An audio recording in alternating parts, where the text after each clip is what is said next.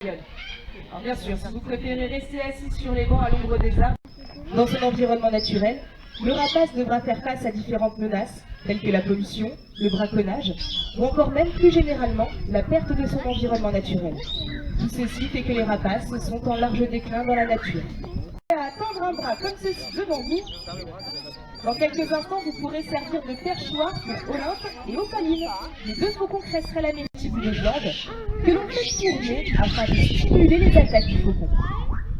Et lorsque l'oiseau sera bien placé, et surtout qu'il aura dépensé son quota d'énergie, Basile lancera le leurre en l'air, imitant ainsi une proie qui décolle du sol. C'est ce que l'on appelle servir l'oiseau. Allez, regardez le faucon lanier, on l'aperçoit de ce côté-ci. Il y a de fortes chances qu'il aille faire un petit tour. Ah non, il nous revient. Allez, nouvelle attaque dans quelques instants. Vous voyez qu'il peut être extrêmement rapide. C'est d'ailleurs dans cette famille de faucons qu'on retrouvera l'animal le plus rapide du monde, le faucon pèlerin, enregistré à presque 380 km/h en plein piqué sur une proie. Le faucon lanier, qui est une espèce originaire d'Afrique. Nouvelle attaque.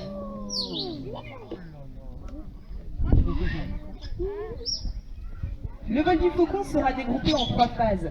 Vous aurez tout d'abord le vol plané, durant lequel l'oiseau va se laisser porter par les courants aériens pour parcourir de longues distances sans trop se fatiguer.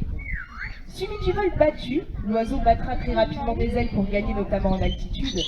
Et la dernière phase de vol du faucon, c'est le piqué. Il va replier les ailes le long de son corps pour fondre sur sa proie, l'assommer, voire même la tuer sur le coup.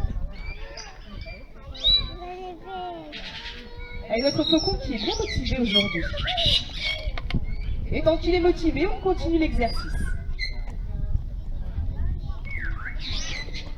Vous voyez qu'il passe quand même très près de vous, mais rassurez-vous, il sait parfaitement où il va. Allez, regardez, la proie décolle, l'oiseau la percute. Oula, faites quelques personnes au passage. Vous pouvez applaudir. L'endroit, eh bien, ce sont les insectes. Insectes qu'ils attraperont directement en plein vol. C'est d'ailleurs pour cette raison que du milieu de l'esplanade, les animaliers leur envoient quelques morceaux de viande. Ces morceaux de viande représentent aujourd'hui des vols de libellules, cétoines, coléoptères et autres papillons. Et voyez avec quelle agilité les milandroits se saisissent de ces morceaux de viande. L'oiseau passe au-dessus de l'insecte, il tente la capture avec les pattes. Par la suite, le bec passera entre les pattes pour pouvoir se nourrir directement en plein vol. Voici la technique de chasse des milandroits. Et vous constaterez certainement que toutes les récompenses ne sont pas forcément assurées. Évitez donc de rester la tête en l'air avec la bouche ouverte un peu trop longtemps, à moins que vous ayez encore un petit creux. Profitez-en également pour jeter un coup d'œil au jet. Je vous le rappelle, ce sont ces... Et pour la suite, ils vont faire place cette fois-ci à des rapaces qui ne chassent pas et qui ne tuent pas. À votre avis, de quel rapace s'agit-il? Les vautours, en effet. Et on va commencer en douceur avec de petites envergures de vautours. On aura tout le temps de la démonstration de vol pour vous montrer de grandes envergures d'oiseaux. Le vautour a évolué parmi nous, il passe devant nous, noir avec du blanc sur la pointe des ailes. C'est le vautour urubu mort. Par contre, ils ne se nourriront pas tous des mêmes parties des cadavres.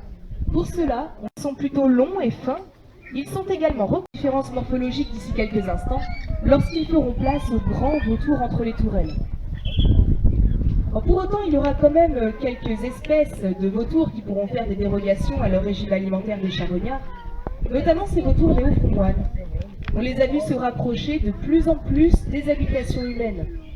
Ils n'hésitent pas à aller se nourrir directement au niveau des décharges publiques, voire même dans les poubelles des habitations locales. Ce sont des oiseaux que va partir l'escadron du Rocher des Aigles. Petite précision avec les prochains oiseaux. Ça peut passer très bas, très territoriaux. Et vous vous trouvez ici au centre. L'autre raison qui fait qu'ils nous reviennent à chaque fois, eh bien c'est que pour la plupart d'entre eux, nous les avons sortis de l'œuf. Nous les avons élevés à la main, nous les avons nourris. Ils nous Je crois en plus qu'il s'agit d'Hercule. Hercule, on ne peut pas dire qu'elle est très bon caractère des fois. Allez, pendant ce temps-là, voyez deux autres. Allez, nous allons voir s'ils veulent nous revenir dès à présent. Là-bas dans la vallée, très bas, on aperçoit 3 autres vautours qui, eux, n'ont pas encore pris beaucoup d'altitude. Voilà pour Kirikou, vous pouvez l'applaudir. Kirikou qui est d'ailleurs notre recordman de montée en altitude ici, puisque nous avons la chance depuis une... Alors lui, on ne lui propose pas l'exercice de la pêche, car il ne maîtrise pas très bien cet exercice, contrairement à ses deux frères qui sont toujours dans la vallée. Bon, ces bêtises nous font bien rire aujourd'hui, mais elles ne faisaient pas du tout rire à l'époque. Ces vautours ont subi un large massacre à coups de fusil ou encore même de poison. Or, il ne faut pas oublier le rôle écologique extrêmement important pour ces oiseaux. Ils vont nous débarrasser la nature des animaux morts, évitant ainsi la prolifération des la présence de ces oiseaux. Également, sachez que nous ne dénaturons pas un vautour en le faisant marcher ainsi sur vous. Ces oiseaux vont quand même peser entre 8 et 10 kilos. Voler va leur demander pas mal de dépenses énergétiques. Ainsi, un oiseau ne volera que pour chercher sa nourriture, trouver un partenaire de reproduction, ou encore même défendre son territoire. Voilà. Parfait. Merci Loès, c'est le balbuzard pêcheur que l'on retrouvera dans le sud de la France et plus précisément en Corse.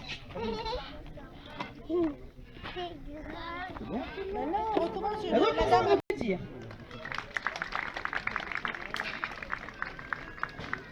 Pour la suite, nous pourrons accueillir dans quelques instants le reste des perroquets en train de faire ce qu'ils savent faire de mieux, c'est-à-dire voler.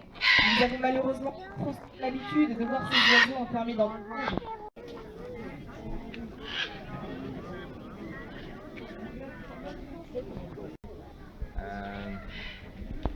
On est 3 minutes après 10 minutes après avoir.